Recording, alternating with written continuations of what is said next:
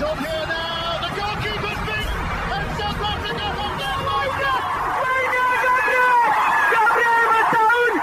Shagger Sport 2010.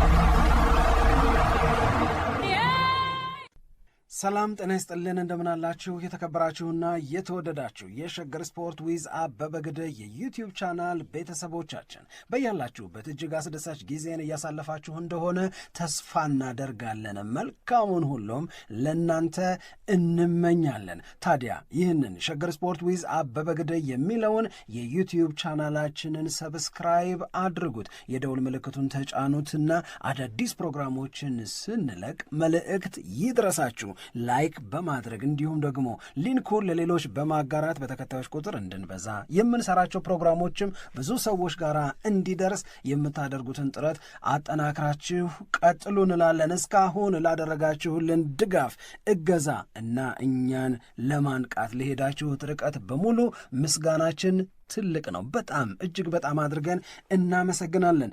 ወደ እንትናችን እንሂድ፣ ወደ መረጃዎቻችን እንድለፍ፣ ወደ ውይይታችን፣ ወደ ምሳ ምናምን ነው የሆነ ነገር በቃ ወደ ግብዣችን የሆነ ነገር ሰፍን ያደረገኝ።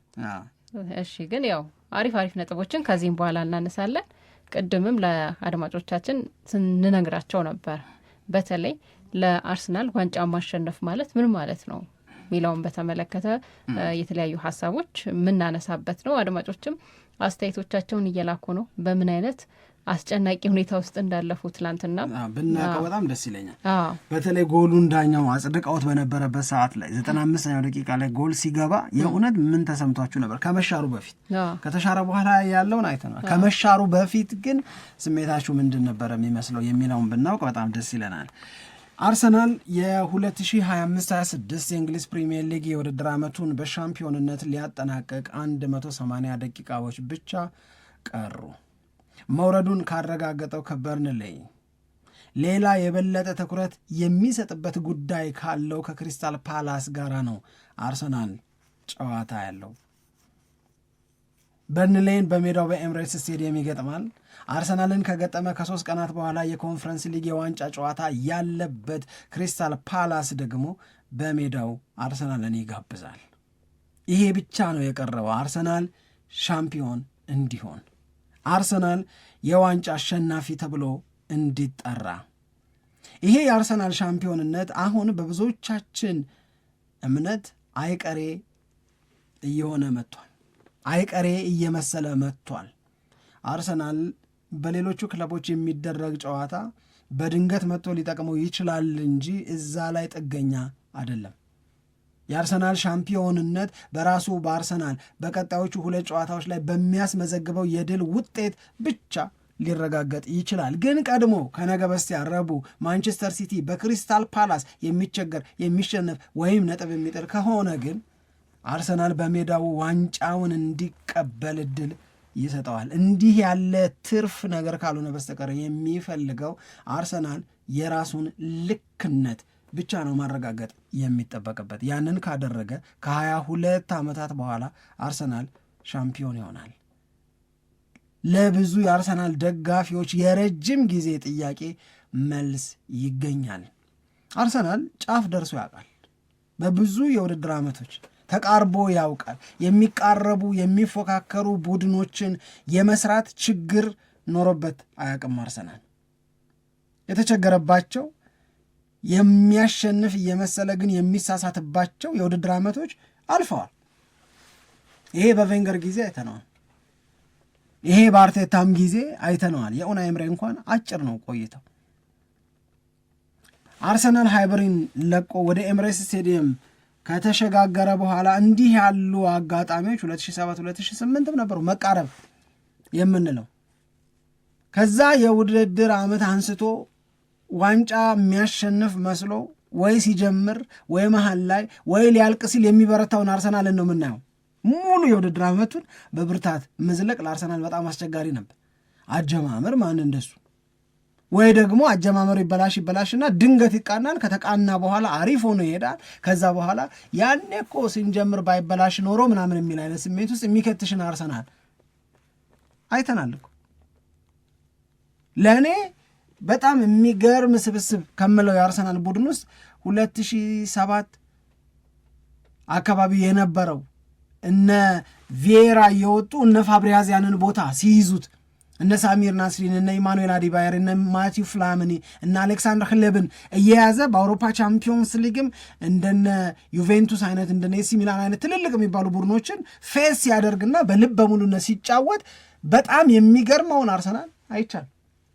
ይህ አርሰናል ለዋንጫ ይሄንን ያህል ዘንድሮን ያህል ይጠብቃል ብዬ ግን እኔ አስቤ አላቅም። ግን የአርሰናል አስቀያሚ ድክመቱ ምንድን ነበረ ብትይኝ ማማር የጀመረውን ቡድን ይበትነዋል። እንደዛ የሚያምር ነገር ያሳዩ የነበሩትን አሌክሳንደር ክሌብንና ማቲው ፍላሚኒን አንዱን ለባርሴሎና አንዱን ለኤሲ ሚላን አሳልፎ ሰጠ። እነ ሳሚር ናስሪ አልበረከቱ።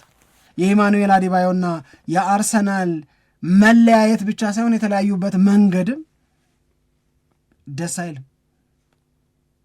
ስለዚህ አርሰናል ዋና ስራው ምን ሆነ? ማማር የጀመሩትን ተጫዋቾች፣ ፍሬ መስጠት የጀመሩትን ተጫዋቾች ሲነጥቁት ቆሞ ማየት ያበሽቃል። ከውጤት ማጣቱ ባልተናነሰ የስሜት ጉዳት ያመጣል። እነዚህን ተጫዋቾች ማጣቱ ብቻ ሳይሆን ደግሞ የሚያጣበት መንገድ እንዴት አስቀያሚ እንደነበረ ልነግርሽ አልችልም። የሚረባ ገንዘብም አይቀበል። እነዚህ ተጫዋቾች አርሰናልን ለቀው ከመሄዳቸው በፊት ኮንትራታቸው ሊያበቃ ሲል ጥሩ ተጫዋቾች መሆናቸውን አይቶ ተደራድሮ የሚሸጥበትን ስራ ለምን አይሰራ ምናምን የምንለውን አርሰናል አሳልፈን ከዛ ቬንገር አንዱን አጋጣሚ ላይ መጡና ወደ አውሮፓ ቻምፒዮንስ ሊግ መግባት እንደ ዋንጫ ማሸነፍ ይቆጠራል አሉ። ፌመስ ንግግር ናት። ሁል ጊዜ ነው የምትነሳው መመለስ የአውሮፓ ቻምፒዮንስ ሊግን ጨዋታ ላይ በደንብ በቃ ረጅም ርቀት መጓዝ ሲያቅታቸው በፕሪሚየር ሊግም በደንብ ስኬት እየራቃቸው ሲመጣ በፕሪሚየር ሊግ መቼ ነው ለሻምፒዮንነት የምትወዳደሩት ሲባሉ ኮንሲስተንትሊ ወደ ቻምፒዮንስ ሊግ ሲገቡ ስለነበረ በቻምፒዮንስ ሊግ መግባት እኮ እንደ ዋንጫ ነው ተባለ። ልክ ነው። ይሄኛውን ንግግራቸውን ንግግር ነው ብዙ ሰዎች የሚያስታውሱት ንግግር ነው። በቃ አሁን ዋንጫ ማንሳት የበለጠ እየራቀ መጣ። የሆነ ዋንጫ ለማንሳትም የቀረቡበት አጋጣሚ አልነበር። በሻምፒየንስ ሊግም ካየኸው ረጅም ርቀት መጓዝ የቻሉበት አጋጣሚ አልተፈጠረም። ስለዚህ ግማሽ ፍጻሜ ብርቁ ሆነ እና በሌላ መንገድ ሲጠየቁ አይ በየአመቱ እኮ የአውሮፓ ቻምፒየንስ ሊግ ተሳትፎ ማግኘት ከዋንጫ ማብላት ጋር እኩል ነው አይተናነስም። እኔ እንደዚህ አይነት ዴፊኒሽን የሰጠ ሌላ ሰው ሰምቼ ማለት ግን አሉ ቬንገር አሉ። እኔ አሁን እየከለስኩልሽ እኮ ነው። ከዛ በኋላ አርሰናል ገባና ጭራሽ ቻምፒዮንስ ሊግ መግባትም ደግሞ አቃተው። በራሱ ቬንገር እያሉ አቃተው። አሁን ምን ትያለሽ? ዋንጫ ሳትበይ ስትቀሪና ዋንጫ ስላላሸነፍሽ ሲወቅሱሽ ቻምፒዮንስ ሊግ መግባትን እንደ ዋንጫ ቁጠሩልኝ አልሽ። ቻምፒዮንስ ሊግ መግባቱ ሲቀርስ እንደምን እንቁጠረው? የዛን ሰዓት ላይ በተስካርም በሰርግም በአዲስ አበባ ስታዲየም ጨዋታም በኮንሰርትም በሰላማዊ ሰልፍ መሃልም ለንደንም ላይ የትም ላይ ቬንገር አውት የሚለው ነገር መጣ። እንዲህ ካለ አጉል አረዳድህ ጋራ ቬንገር ቻዋል።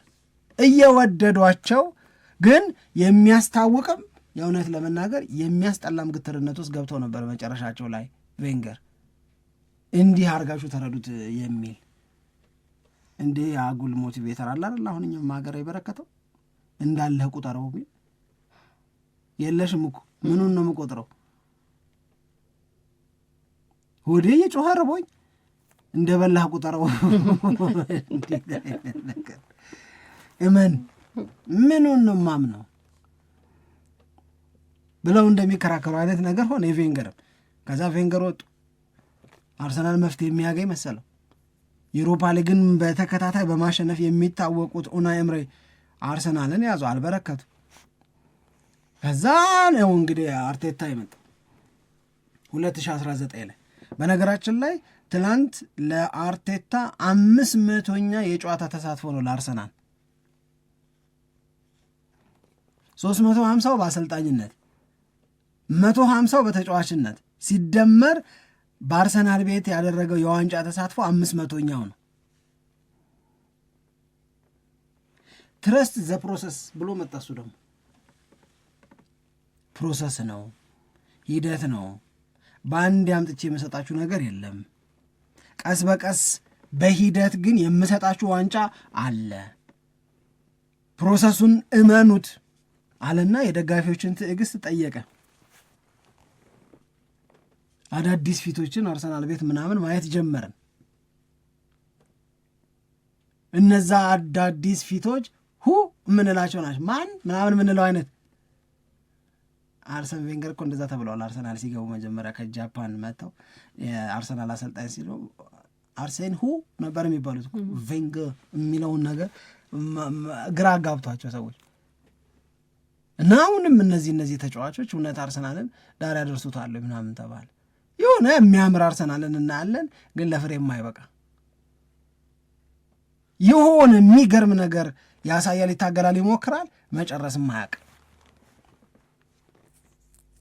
ከዚህ በፊት በተደጋጋሚ እንዳልነው በ2022/23 በ2023/24 ከዛ በ2024/25 መደዳውን ሁለተኛ ሲወጣ እነ ሄነሪ ደግሞ መጡ። የአርሰናል ጀግኖች፣ የአርሰናል የምንጊዜም ኮከብ ግብ አግቢዎች፣ የአርሰናል የክብር ጊዜ መለያዎች መጡና ምንድን ነው ግንባታ አያልቅም እንዲያል ሃው ቶል ዛት ቢልዲንግ አለ። ቢውልድ እያደረገ ነው ቡድን፣ ቢውልድ እየተደረገ ነው ፕሮሰሱ ምናምን ሲባል የሄነሪን ንግግር ኮታ አደርጋለሁ። አሁን በመቸገር በማቃት አቅቶታል እንደ ድሮ አይደለም በመባል ስሙ በተደጋጋሚ የሚነሳው ማንቸስተር ዩናይትድ እንኳን ከኛ የበለጠ ዋንጫ እያሸነፈ ነው፣ ገንብተን አንጨረስም ወይ? ምን አይነት ረጅም ግንባታ ነው እየገነባን ያለ ነው ምናምን ብሎ አርቴታ ወቀሰ። ትዕግስትም ልክ ካለው አይነት መልእክት አስተላለፍ። ተረዘ ፕሮሰስ ይላል ያ አርቴታ። እውነቴን እኮ ነው። እሺ ለምን ሳክሽ ፋቅ ያ አገላለጽ ነው ያሳቀኝ። ተደብቆ ሳይንስቶኝ እንደዛ አለ። እነዚህ ሂደቶች ለምንድን ነው ማስታወስ የፈለኩት መሰለሽ ሳምሪ? አንድ በተለይ በቬንገር እና በአርቴታ ጊዜ የነበሩት ነገሮች ለአርሰናል አለመከበር ምክንያት ሆነዋል። አርሰናል እኮ ክብር አጥቷል። እውነት ለመናገር ሲሪየስሊ የሚወስደው እኮ አልነበረ፣ አጥተው ነበር እኮ። ማነው ዋንጫ የሚበላው ሲባሉ ሞሪኒዮ ናቸው ያሉት አርሰናል ሲባል ባለፈው ዓመት በጣም ጥሩ ይዞታ ላይ እያለ ነበር አሉ። ለምንድን ነው ሞሪኒዮ ለመጀመሪያ ጊዜ አይደለም እንደዛ የሚሉት፣ ሌሎችም ሰዎች አርሰናል በጣም ጥሩ ሆኖ በጣም በሚደነቅበት ጊዜ ዘንድሮ አይምርም አይነት ስሜት በሚፈጥርበት ምርጥ ብቃት በሚያሳይበት ጊዜ ለምንድን ነው የማያምኑት ስቲ በተደጋጋሚ ያጋጠመው ነገር ሬፒቴሽኑ ነው አይደል? ያስለመደው ነገር ስለሆነ ነው። ስለዚህ ዘንድሮ ሻምፒዮን ይሆናል አርሰናል። ሻምፒዮን ሲሆን ደግሞ አንዱ የሚቀየረው ነገር አለመታመን ይቀራል ማለት ነው። አድርገው ማሳየት ስለጀመሩ ማስረዳት፣ ማብራራት፣ እኛ እኮ እንዲሆነን ነው፣ እኛ እኮ ዳኛ ነው፣ እኛ እኮ እንደ ሌሎቹ ተጫዋቾች ብዙ ስለማናስፈርም ነው፣ እኛ እኮ ፒሪየድን ምናምን ማለት አይጠቅምም፣ ምንም አይጠቅምም። በዛ የሚመለስ መታመን የለም። መታመን የሚመለስ አድርጎ በማሳየት ነው። አርሰናል አንዱ ትልቁ ትርፉ መታመን ይጀምራል ዘንድሮ ዋንጫውን ሲያሸንፍ። ፋይናሊ ይባላል እመኚኝ፣ ፋይናሊ አርሰናል አድርጎ አሳየ። አርሰናል ፈጸመ፣ አከናወነ፣ አደረገ፣ አምጣ። እንደውም የአርሰናል ደጋፊዎች ምን አሉ? ጠየቅን፣ ሰጡን ሊሉ ነው የተዘጋጀት። ማግኘ አሁን አርሰናል ዋንጫውን ሲያሸንፍ ወይም ማሸነፉን ሲያረጋግጥ ጠየቅን፣ ዊድማን እነሱ ፕሮቫይድ አደረጉ። ዋንጫ ማምጣት አለባችሁ አለን፣ እነሱ ዋንጫ ሰጡ። በቃ ይሄ ፕራውድ ሞመንት ነው ለአርሰናል። ወደድ ነው ጠላ ነው ተመቸንም አልተመቸንም ፕራውድ ሞመንቱ ተቃርቧል የአርሰናል። ስለዚህ ከምንም በላይ ከዚህ በኋላ ከሻምፒዮንነት በኋላ ለአርሰናል የሚነገር ነገር፣ ለአርሰናል የሚሰጥ አስተያየት በጥርጣሬ በማናናቅ በአይችሉም መሆኑ ይቀራል። የደጅ ሰውም የውስጥ ሰውም ይሄ ትልቅ ለውጥ ትልቅ ነገር ነው የሚቀይረው። ይሄ መታመን ይመጣል። ሁለተኛው የሚቀይረው ነገር ምንድን ነው? ጫናን ያራግፋል። ሉዊስ ኤንሪኬ ያለው አለ አይደል? ፓሪስ ሳን ዠርማ ቻምፒዮንስ ሊግን ለማሸነፍ ያልከፈለው ዋጋ ያላወጣው ገንዘብ ያልሰበሰበው ተጫዋች የለም። ሞከሩ አቃታቸው አልሆነም። ፋይናሌ አምና ተቻለ።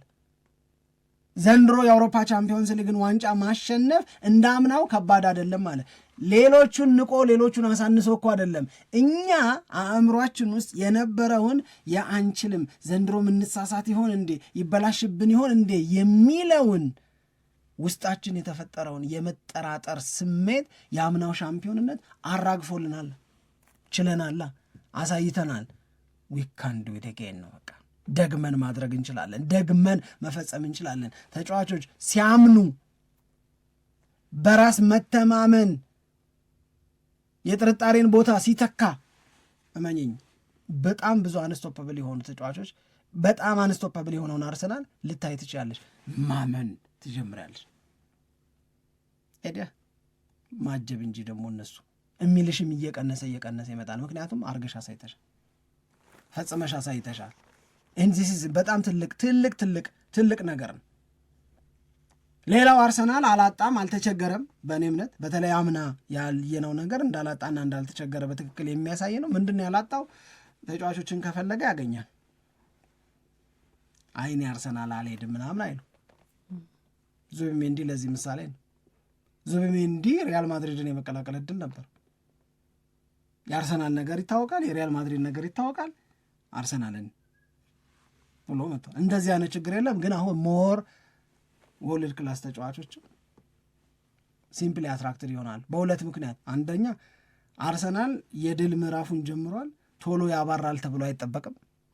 ሁለት አርሰናል ብዙ ፍራንክ እየሰራ ነው። አሁን they are capable። ይሄ ቋጠሮ ኢሜጅ አርሰናልን በተመለከተ አሁንም ካለን ተሳስተናል። በነገራችን ላይ they are one of the biggest spenders በፕሪሚየር ሊጉ በትልቁ ገንዘብ ከሚያወጡ ክለቦች መካከል አንዱ አርሰናል። ይሄ እንደ ድሮ ሌላው የቬንገር ፌመስ ንግግር ታስታውሻለሽ? የሚከፈልባቸውን ያህል የሚያወጡ ተጫዋቾች የሉም ላለመግዛት። ብዙ ጊዜ እንደዚህ ነው፣ ላለመግዛት እኮ እንደዚህ ይናገሩ ነበር። ከዓለም ተጣልተሽ አትችይማ። የአንቺ ተፎካካሪዎች እየገዙ ነው እነዛን ተጫዋቾች ከአፍንጫሽ ላይ ዋንጫ እየወሰዱ ያሉት አይደል?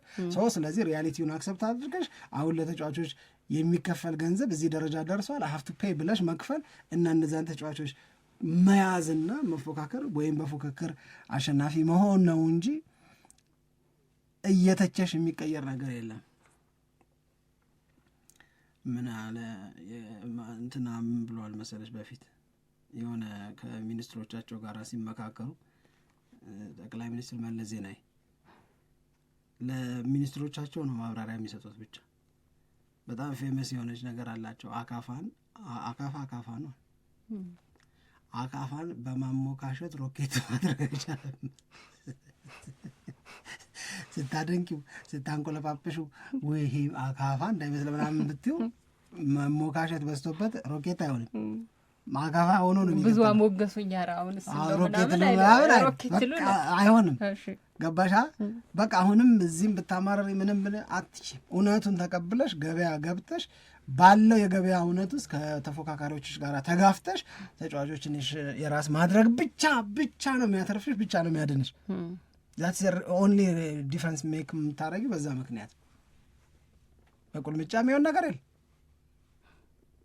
እሱንም የሚያይልህ የለም ማለት በቃ የቡድን ግንባታ ላይ ነው ፎከስ የሚያደርጉት። ብዙ ገንዘብ አያወጡም ለዚህ እኮ ነው ምናምን የሚለውን ሁል ጊዜ በምክንያትነት እየተጠቀሰ ሊቀጥል አይችልም። ለዛ ነው አሁን ይሄኛው የውድድር ዓመት ላይ በጣም ያርሰናል ደጋፊዎች ትረስት ዘ ፕሮሰስ የሚባለው ነገር በቅቷል። አሁን ፕሮሰሱን ጨርሰናል። አሁን ወደ ውጤት ወደ በቃ ዋንጫ ጥያቄው የተቀየረው በዛ ምክንያት ነው እንጂ ሁል ጊዜ ፕሮሰሱን እያደነቁ አሪፍ ቡድን እየተገነባ ነው የምንጫወተው ጨዋታ እኮ ደስ ይላል ምናምን በሚል መንገድ ሁል ጊዜ አይኬድም።